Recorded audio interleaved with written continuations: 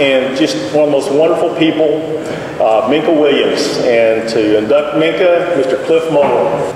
After the war, American soldiers come into Germany to take over a POW Allied camp. They find a little Hungarian girl whose parents had fled Hungary years earlier to avoid the Russian invasion. Prior to the war, this camp was just another beautiful castle in the countryside. And sometime during the war, it got converted into a MASH-like hospital for the Hungarian army.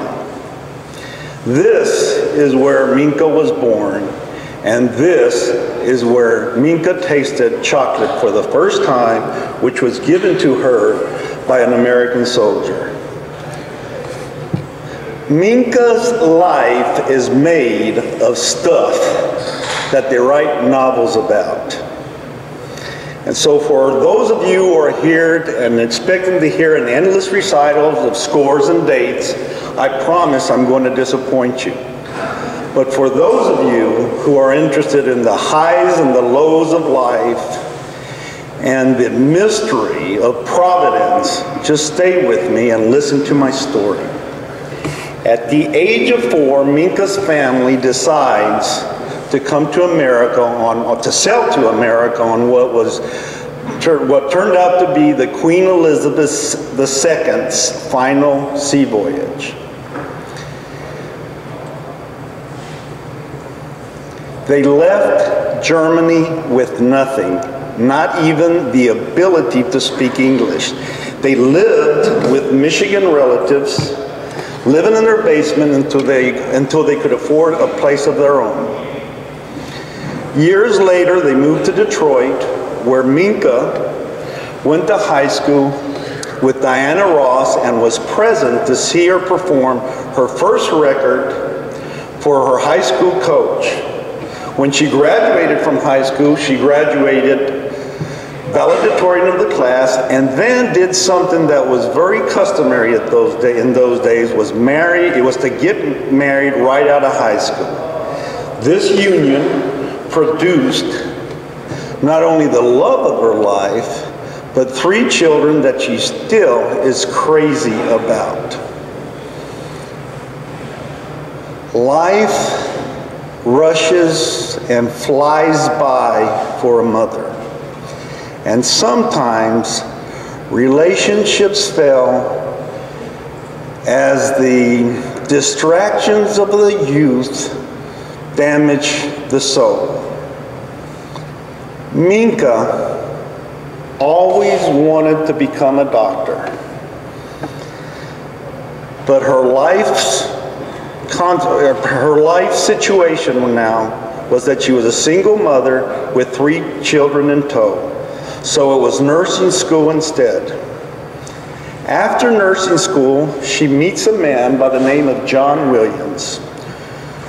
They move in somewhere in the countryside of Michigan, and it was John who introduced Minka to hunting, to trapping, and shooting in general, which they could do right across the woods from where they lived. Often, the children would come home on the school bus to see a giant deer splayed out on the telephone pole by the house, dripping blood. And if that's not rugged enough for you, on holidays and vacations, they went camping in the hills of Kentucky and Tennessee, where they had to fish for their own food and dig their own toilet holes. This kind of camping is not to be confused with the kind of camping Doc Biddle does at ski tournaments, where an entire civilization collapses in the absence of a 50-amp breaker. Well, now one wonders, who is that? Who is Minka? Who is this person? But before I tell you her secret identity, I think I need to talk a little bit about Minka, the skeet shooter. 2 weeks ago in Dallas, she comes in third to, who was it? Kurt Greats and LP. In 209, she comes in runner-up to LP in the zone 6. In 207, she is a ladies 12 gauge champion, in the 12 open champion. In 204, she is ladies high average leader with a 9.911 average. And in 1995, HOA ladies champ, runner-up at the world to arguably one of the world's greatest women skeet shooters. Who is Minka? Minka is a little locomotive that says, yes, I can. And when she was 40, she decides to join the Air Force.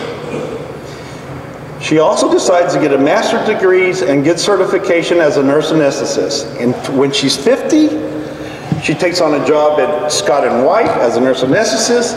And when she's 60, before she retires, she starts an internet business marketing vitamins. Who is this Minka? Minka is the yes I can for her community and for her family. And what I love the most about Minka is no matter what bipolar score she shoots, she's never negative, always shows up at the field at the next time with this attitude that just screams out and says, yes, I can. Please help me in welcoming Minka.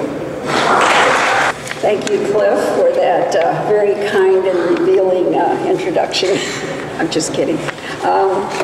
Mr. President, members of the board, members of my family, fellow shooters, ladies and gentlemen, I feel privileged and humbled with the honor of being inducted into the TSSA Hall of Fame, especially since Texas is the Mecca of skeet. I am also honored to be inducted with Woody Anderson, whom I admire for all he's done for Texas skeet and for his proficiency in shooting. I have many, many people to thank for touching and affecting my game over the last 3 decades so that I could enjoy those few moments of brilliance or excellence that we all long for. First and foremost, I would like to thank God for giving me the ability, the passion, and the means to shoot skeet. Second, I would like to thank my children, Minka, Marika, Vilmos, who, by the way, were all 3 excellent referees,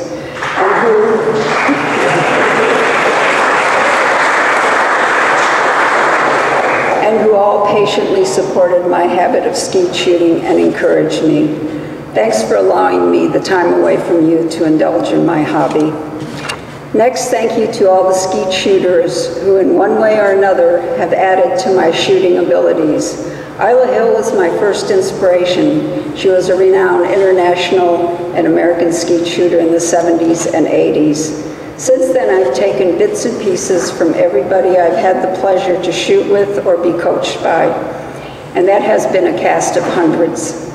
In my first 10 years in Michigan, there was Al Magar, Lou Radin, Gerard Klink, Red Hill, Todd Bender, Robert Paxton, Becky McCumber, and many others.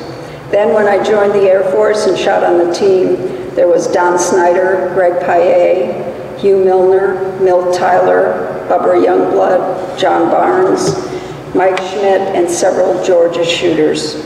And finally, all those in Texas, Rocky Goodman, Marsh Goodwin, Carl Hench, Mike Brazell, Gail Osborne, Phil Murray, Ellen Nelms, Cliff Moeller, John Castillo, Mary DiGiovanni, Hank Schmidt, Bruce Skates, Earl Barroso, Sam Purrier, Bill Sennett, Mark Reister, among others. And last, I want to thank the squad I have been shooting with for the past few years, Bill Burke, Ron Hurlburt, Dan Lewis, and Billy Williams. Each person I've mentioned has somehow affected my game. My ski career has spanned 3 decades, and I've learned a valuable lesson in each 10-year period. I'd like to briefly share those with you. Lesson number 1. Mentoring by a good coach and lots of disciplined practice are key components to the sport. In the early 80s, when I began to shoot, I initially had no real coaching. I learned to shoot by imitating those I admired. And because I had no real coach, I also developed some bad shooting habits. Coaching from the beginning would have prevented years of wasted effort. It would have also brought up issues that I was completely unaware of, like eye dominance. Howard Kahn, a seasoned skeet shooter, finally diagnosed my left eye dominance and patched me in '85. Until that point, I shot low scores and was very frustrated. During that era, I was also heavily involved in the politics of skeet and running the Michigan Skeet Association, in addition to running my own business. Because of these distractions and commitments, my skeet practice really suffered. In order to become excellent in anything, I feel you have to put in lots of practice time. The Beatles, for instance, put in 10,000 hours before they made their big splash. I firmly believe in coaching from the beginning and disciplined practice to achieve any kind of excellence in this game. And now I personally stay away from the politics. Lesson number 2, the squad you shoot with and the camaraderie they offer should be motivating, supportive, and lend to good performance. In the 1990s, while serving in the Air Force, I had the good fortune of shooting on the Air Force skeet team. There I learned that skeet is not altogether an individual sport. Yes, each shooter has to shoot her own scores or do her best. However, it's easier to do your best when you have a team standing with you. The motivation a supportive squad offers allows you to perform at your best each and every time. I have had the privilege of shooting on several great squads over the years. What this means is that each person roots for and encourages the others. We may be competing against each other, but each of us wants the others to succeed and be in the shoot-offs too. What's important is an underlying feeling of mutual respect and camaraderie between the members of the squad. When I'm on that kind of squad, it's like putting on your most comfortable jeans. It feels right. Lesson number 3, there is a difference between obsession for skeet and passion for skeet. Webster defines obsession as the state of being possessed by one idea to the exclusion of all others. From 2000 to 2009, skeet and shooting well became an obsession in my life. It consumed my thoughts, time, actions, and energy. I was obsessed with winning and with good scores, and I allowed that to affect my attitude and disposition. I had lost sight of the passion I once had for skeet. Passion is defined by Webster as a strong, deep feeling or excitement for something. By being obsessed with skeet, I no longer felt an excitement about shooting. In fact, I began to dread going to skeet shoots. I temporarily lost sight of doing something because I enjoyed it, enjoyed the people who participated in it, and enjoyed the pursuit of shooting consistently good scores. Now I think my passion has been rekindled because I've developed a more balanced life. Over the last 2 years, a personal brush with cancer, dealing with the terminal illness and care of my mom and her death have changed the way I see the world. I understand now which things in life are important, that like God, family, friends, and doing things because they give us joy. I expect that this decade will hold its own lesson for me. After all, achieving moments of excellence or brilliance in anything is a journey. In conclusion, I'd like to propose 2 toasts. If you raise your glasses. First of all, to all the skeet shooters, may you always shoot 2 at low 8. And second, to the game of skeet, may it continue to grow. Thank you.